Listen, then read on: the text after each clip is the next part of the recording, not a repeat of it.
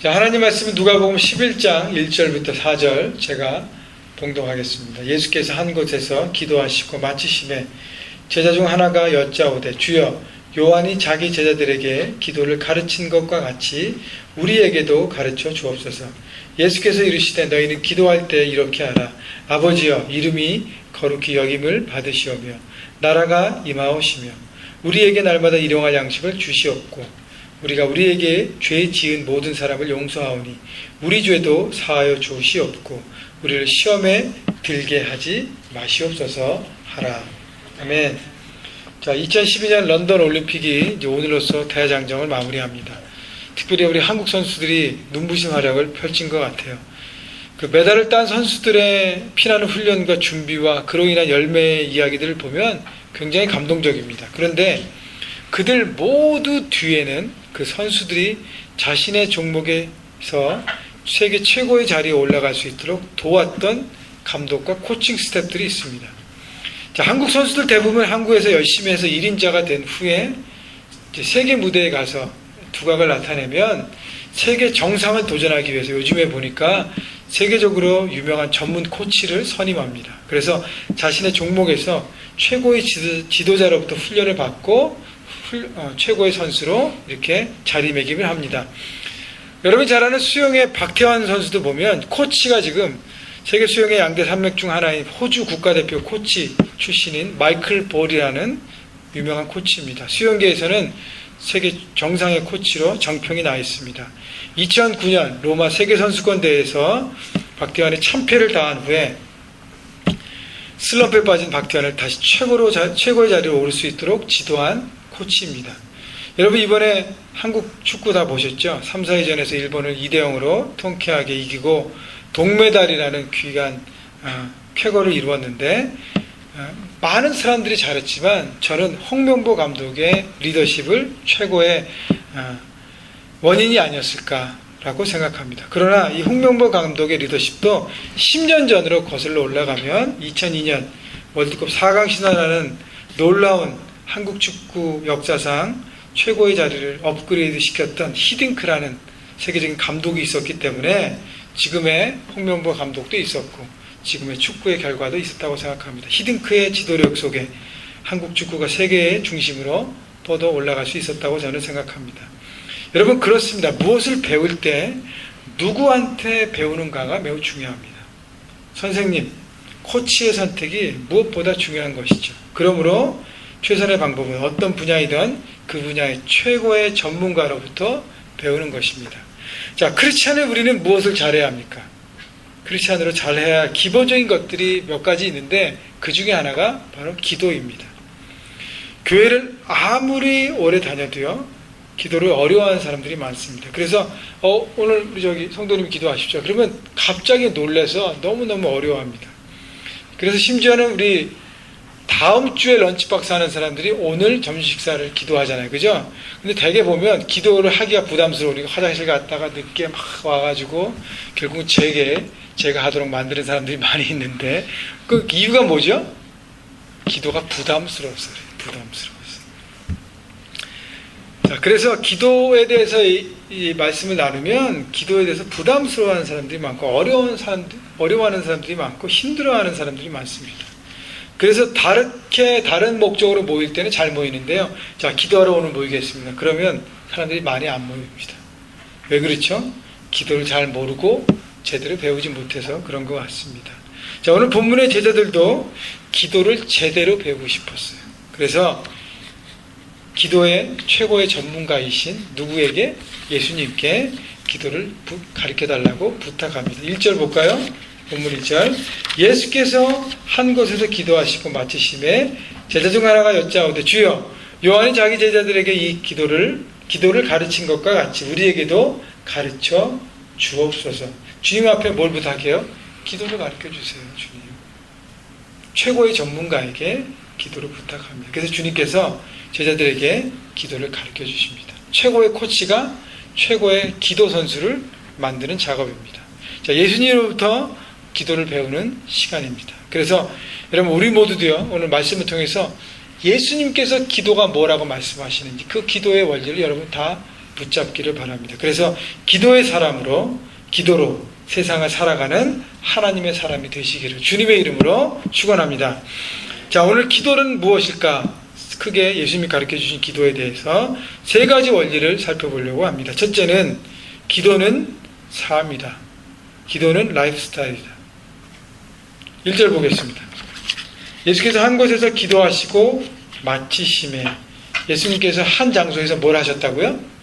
기도하셨다고 합니다. 자, 예수님은 항상 기도하는 삶을 사셨어요. 제자들이요, 기도의 책자를 막 연구하다가 이거 잘 모르겠는데 주님 기도를 좀 가르쳐 주세요.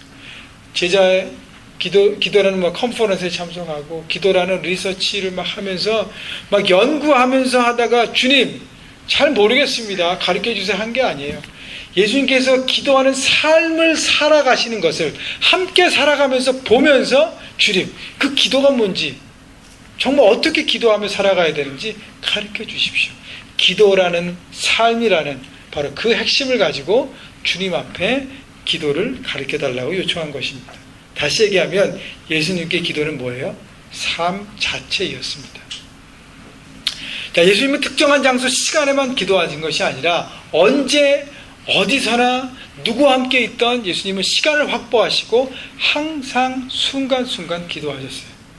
먼저 살펴보면 예수님은 자신의 인생의 중요한 순간마다 항상 기도로 풀어가셨습니다.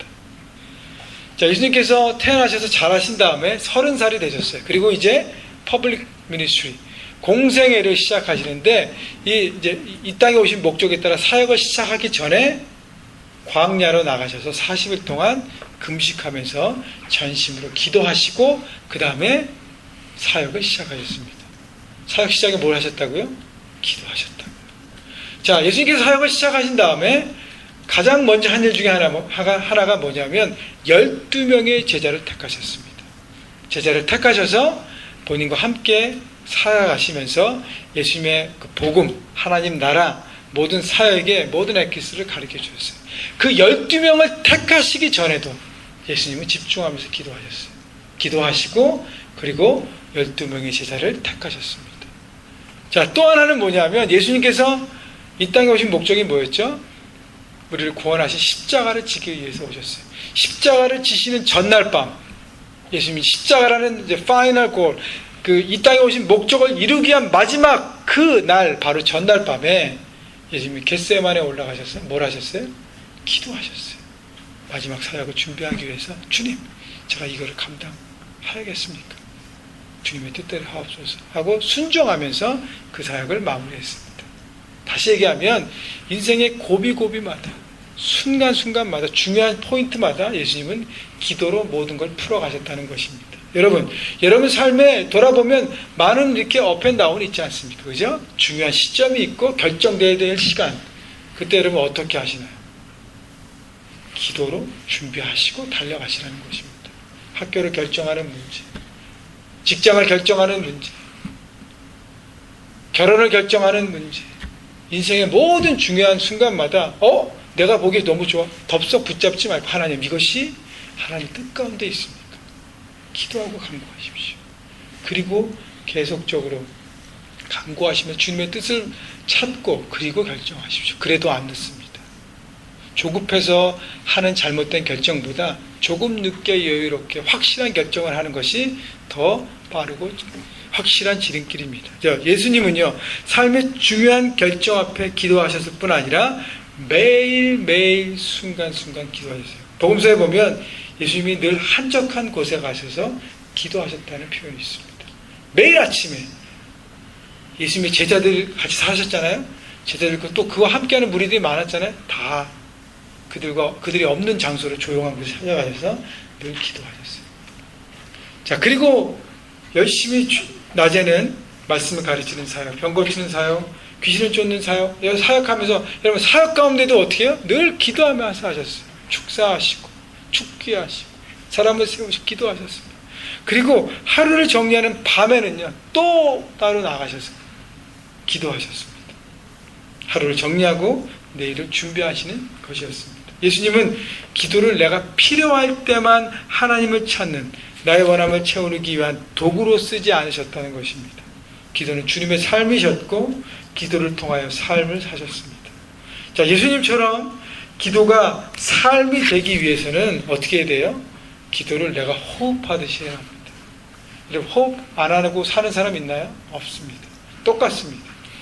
기도라는 내 영적인 호흡을 내가 하듯이 내 삶에 기도가 자연스럽게 흘러가야 하는 것입니다. 기도가 물 흐르듯이 내 삶에 흐르게 해야 합니다. 그렇게 하기 위해서는요, 여러분, 기도라는 어떤 정형된, 예를 들면 기도할 때 반드시 무릎을 꿇어야 합니다. 손을 모아야 합니다. 눈을 감아야 합니다. 어떤 특정 장소에 해야 한다는 것은요, 잘못된 가르침입니다. 물론 그런 자세로 기도할 수 있습니다. 충분히 기도하고 그런 장소나 그런 것이 자연스럽게 된다면 그렇게 기도해야겠죠. 그러나 더 중요한 것은 어느 곳에서 어떤 몸의 자세로든지 할 수 있다는 것입니다. 내 중심이 더 중요하다는 것이, 내게 보여지는 겉의 모습보다는 내 중심이 정말 하나님을 향해 있는가, 호흡처럼 숨 쉬듯이 순간순간 할 수 있다는 것이죠. 공예배, 주일예배, 약속된 기도 시간에만 하는 것이 아니라 우리가 자동차 운전을 할 때도요, 산책을 할 때도요, 샤워를 할 때도, 약속 장소에 사람을 기다릴 때도 어느 시간 어느 장소에든지 할 수 있습니다. 여러분, 많은 사람들이요, 누구를 기다리거나 짬이 나면 뭘부터 만져요? 자기 핸드폰부터 만집니다. 요즘 보니까 전부, 그죠? 여러분, 그 시간만큼만 내가 하나님을 생각한다면 여러분 많이 기도할 수 있습니다. 이메일이 뭐가 왔나, 카톡이 뭐가 왔나, 텍스트가 뭐가 왔나, 요즘 같으면 올림픽 리저트 결과가 어떻게 됐나, 계속 그 시간만큼 여러분 주님을 생각해 보십시오. 그러면 여러분의 호흡처럼 하나님을 기도할 수 있어요. 여러분, 그러므로 기도에 대한 내 선입관을 바꿔야 합니다. 내 삶의 기도가 호흡처럼 흐르게 해야 돼요. 그리고 순간순간 주님을 바라보아야 합니다. 그때 주님의 시선으로 내 삶을 바라보게 되는 것입니다. 여러분, 기도는요, 순간순간 호흡하면서 뭘 하게 하는 것이에요? 지금 내 삶을요, 내가 살아가고 있는, 내가 하는 모든 것을 내 시선으로 보는 것이 아니라 하나님의 시선을 통해서 나를 보게 하는 작업인 것입니다. 그때 주님의 시선으로 내 삶을 보게 될 수 있는 것입니다. 여러분, 기도가 내 삶이 될 때 더 이상 내가 주인된 삶을 사는 것이 아니라 예수님이 내 삶의 주인으로 살아가게 되는 것입니다. 여러분, 기도를 호흡처럼 하십시오. 순간순간 여러분 생각으로도 기도할 수 있습니다. 주님, 도우시옵소서. 여러 가지 막 급한 경우에는 주님 도와주십시오. 주님 지혜를 주십시오. 주님의 뜻대로 선택하게 해주옵소서. 여러분, 마음으로도 기도할 수 있습니다. 방법은 여러분의 선택에 있습니다. 중요한 것은 내가 하나님 향해 내 마음을 열고 있고 하나님의 도움을 구하고 하나님을 전폭적으로 의지하고 살고 있는가 라는 것입니다. 여러분, 그렇기 때문에 기도가 여러분 삶이 되셔서 기도로 살아가시는 여러분 모두가 되시기를 주님의 이름으로 축원합니다. 두 번째, 예수님께서 가르치시는 기도의 핵심 원리는 기도는 아버지와의 대화입니다.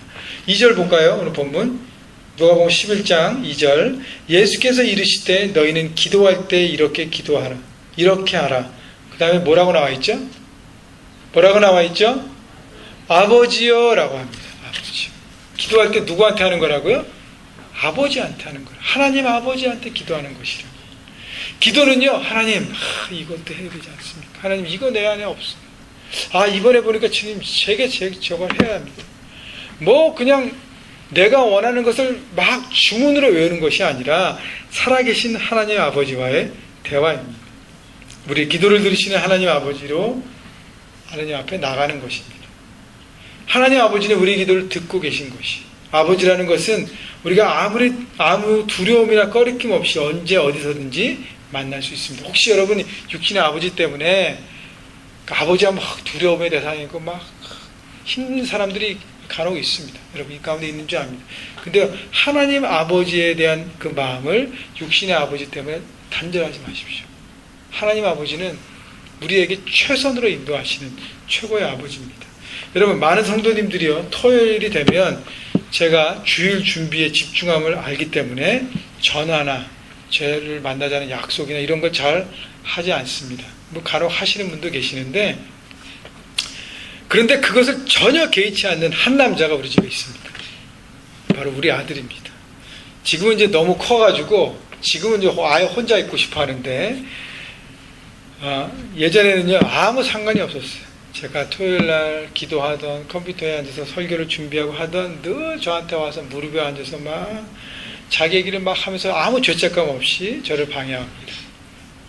막 뭐라고 막 얘기해. 열심히 중요한 문제라고 생각 막 대화합니다. 근데 제가 마음에, 아니 뭐 이런 무례한 놈이 있나, 이 녀석 생각이 있는 거 없는 거 도대체, 이런 생각을 저는 한 적이 한 번도 없습니다. 오히려 제게 와준 아들이 기쁘고 사랑스럽습니다. 여러분, 아버지 하나님도 마찬가지예요. 여러분이 하나님 너무 귀찮게 드리는 것 같아 라고 생각하는 분은요, 잘못 오해하고 있는 분입니다. 하나님 앞에 나오는 순간, 여러분의 입을 하나님 앞에 떼는 순간 하나님 너무 기뻐하시는 거예요. 너무 기뻐하세요.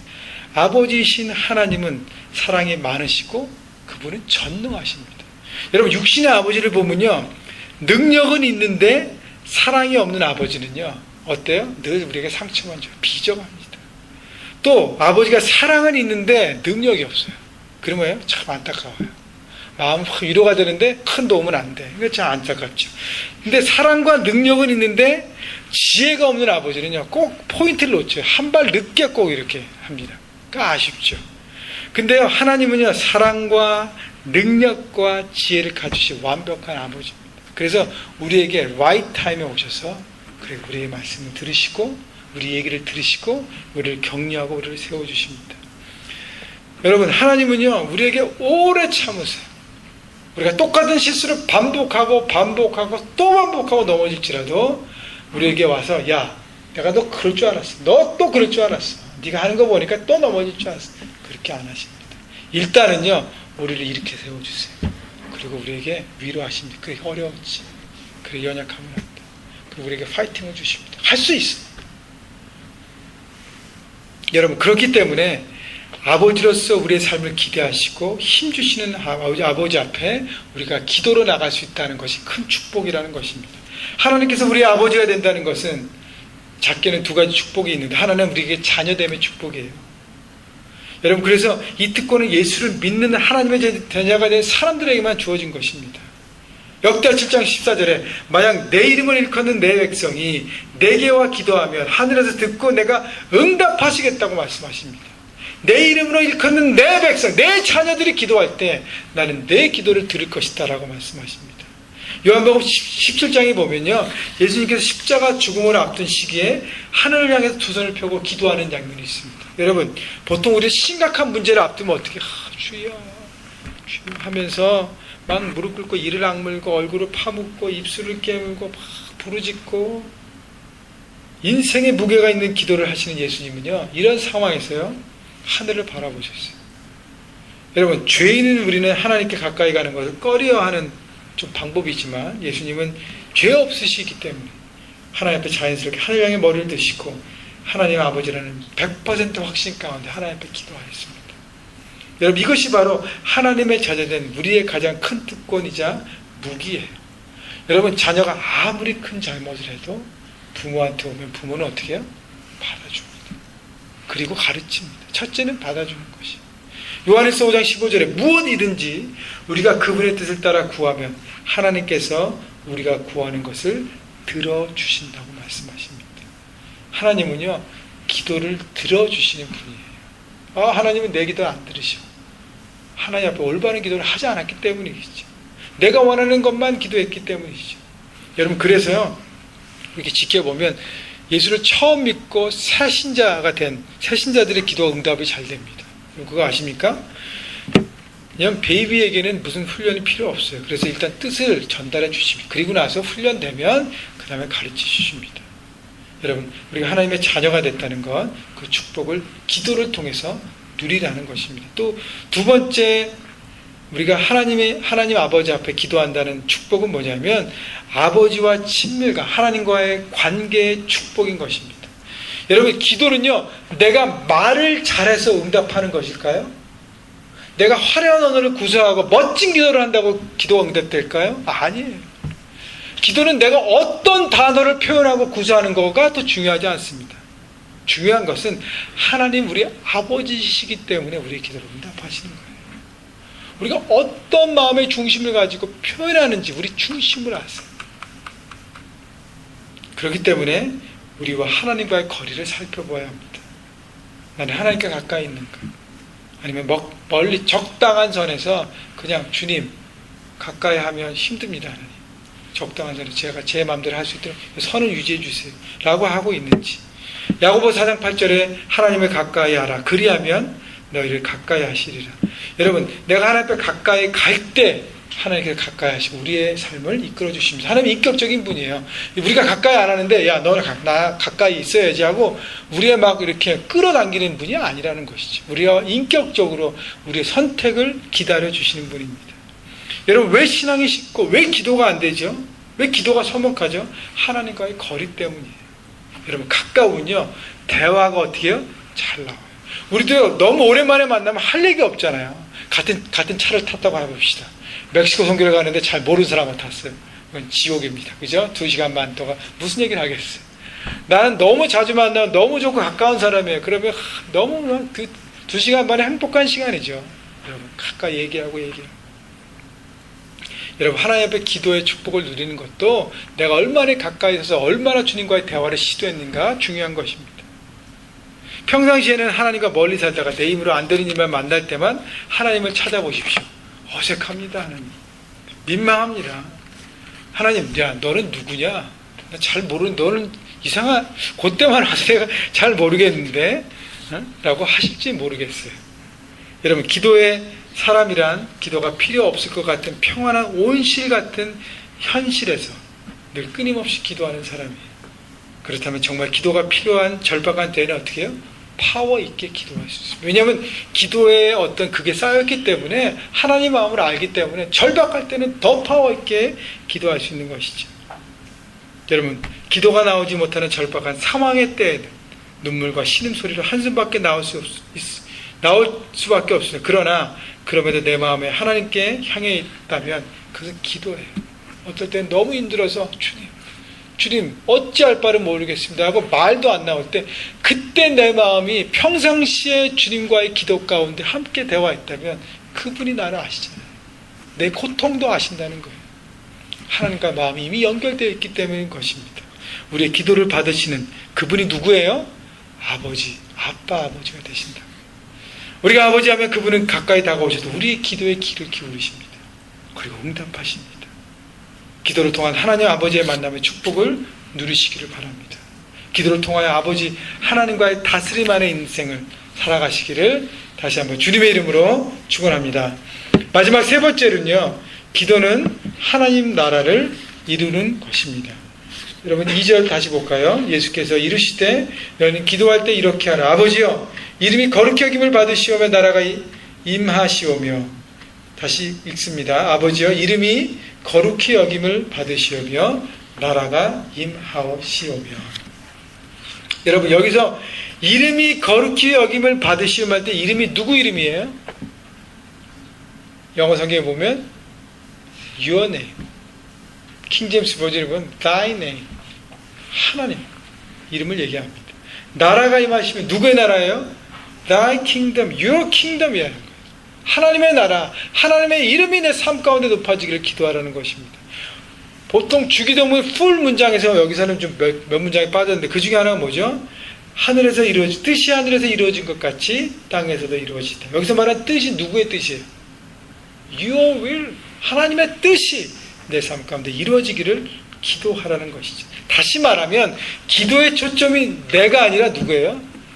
하나님의 나라, 하나님의 뜻, 하나님의 이름이 높아지는 것에 집중해서 기도하라는 것입니다.